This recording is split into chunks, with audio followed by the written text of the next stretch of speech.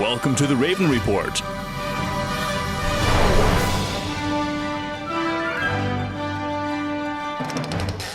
Welcome again to today's edition of the Raven Report, where we document the films that are participating in this year's documentary film festival, Doc Utah, here in St. George, Utah, from September 5th to September 9th. I'm film critic Bruce Bennett with the Spectrum and Daily News and madaboutmovies.org.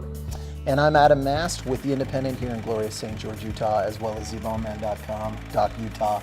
We love it. Yes. And coincidentally, really quickly, we'd like to mention we are going to be talking with several of the filmmakers that are participating in Doc Utah on our show on the radio, 95.3, ktim.org. That's right. So what are we talking about today? Today I think we talk about The Girls in the Band. Now this is a documentary that kind of follows a little more traditional documentary style as it introduces some of the female pioneers of the jazz era, or the jazz band era of the 50s. And if I mention names like Dizzy Gillespie or Sonny Rollins Charles Mingus, these are all household names practically, and they all happen to be men too. But there was a whole group of women, especially in the 50s, who were not only loved jazz music, but they were highly proficient musicians themselves, and that's what this film is really about. We should say musicians. A lot of these women, being a woman in that era, heyday long since vanished.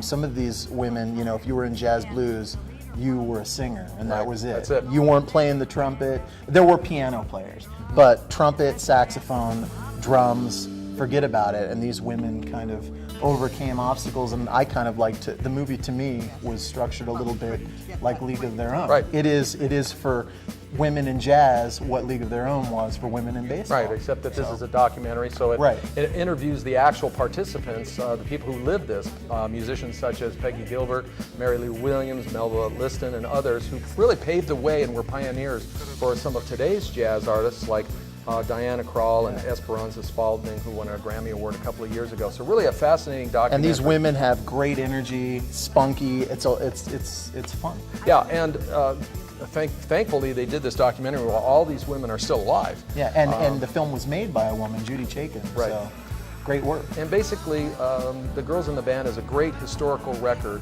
of that can serve as a purpose of being really educational in nature and in enlightening us as to these many talented women. So it's definitely one you want to check out, especially if you're a music fan. Absolutely.